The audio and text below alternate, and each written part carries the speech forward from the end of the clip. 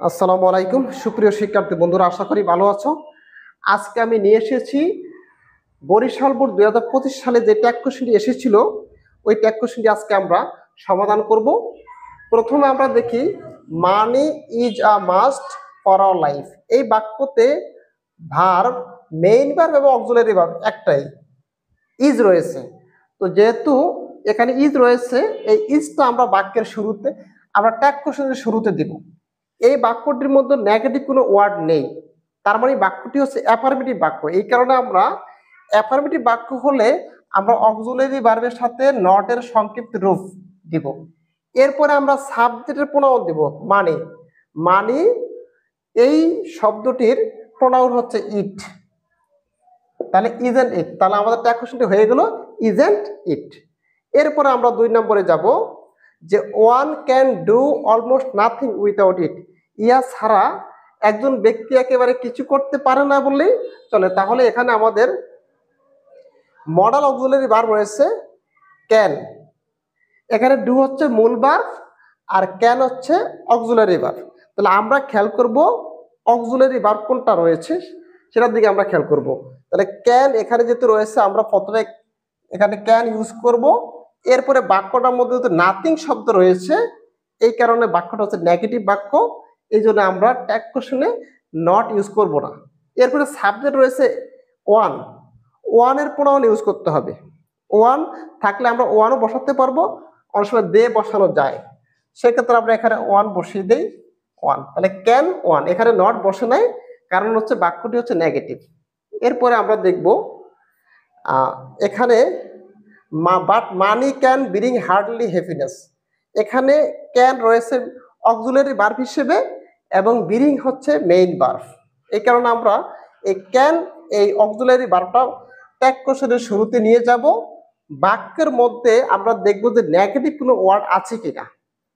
তাহলে আমরা দেখি যে এই হার্ডলি শব্দটি একটি নেগেটিভ ওয়ার্ড, এই কারণে আমরা এই ট্যাগ কোশ্চেনে নট ইউজ করব না।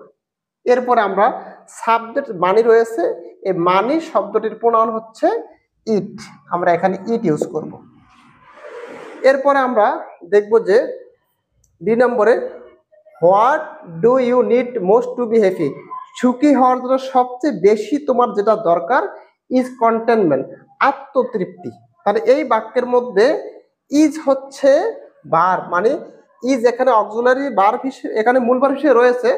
যদি আমরা ইজকে অক্সিলারি ভার্ব হিসেবে চিনি, এই বাক্যটা মূল ভার্ব হিসেবে রয়েছে। ইজ যদি বাক্যের মধ্যে থাকে, আমরা এটাকেই প্রথমে নিয়ে আসবো ট্যাগ কোশ্চেনের শুরুতে। এরপরে আমরা বাক্যটির মধ্যে কোনো নেগেটিভ ওয়ার্ড দেখতেছি না, তার মানে বাক্যটি হচ্ছে অ্যাফার্মেটিভ, এই কারণে আমরা এখানে নট ইউজ করব। এরপরে আমরা দেখব যে what do you need most to be happy, এই টোটাল হলো এখানে বাক্যের সাবজেক্ট, এবং এই টোটালটা হচ্ছে একটা ক্লোজ।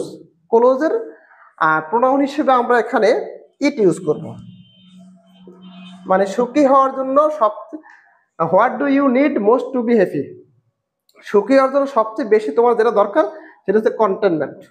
তার মানে হচ্ছে এইটা আর এই বাক্যটার কমপ্লিমেন্ট, এই সাবজেক্টের কমপ্লিমেন্ট হচ্ছে এই কন্টেনমেন্ট, মানে এটা তারা বুঝিয়েছে কন্টেনমেন্টকে।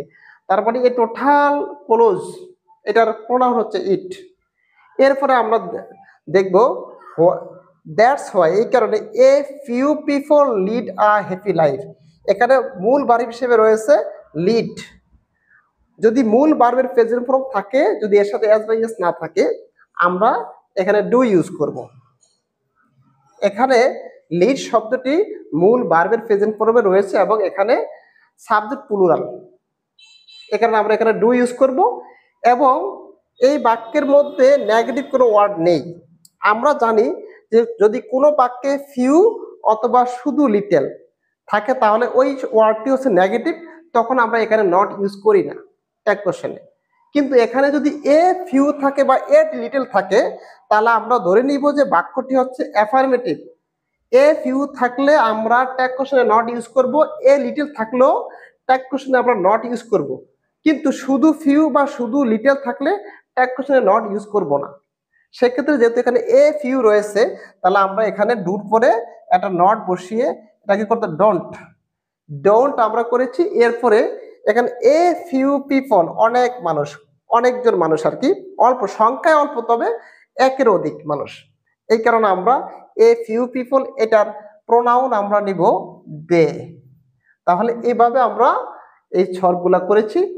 এখন আমরা যদি বোর্ডের যে কোশ্চেনগুলো রয়েছে এই কোশ্চেনগুলো যদি আমরা বুঝে বুঝে সলভ করতে পারি, এই কোশ্চেন থেকেই মূলত আমাদের বিভিন্ন পরীক্ষাতে এসে থাকে, এই রুলগুলো থেকে এসে থাকে। এই জন্য আমরা ধারাবাহিকভাবে আমাদের বোর্ড কোশ্চেনগুলো আমরা সলভ করার চেষ্টা করবো বুঝে বুঝে, রুল বুঝে বুঝে।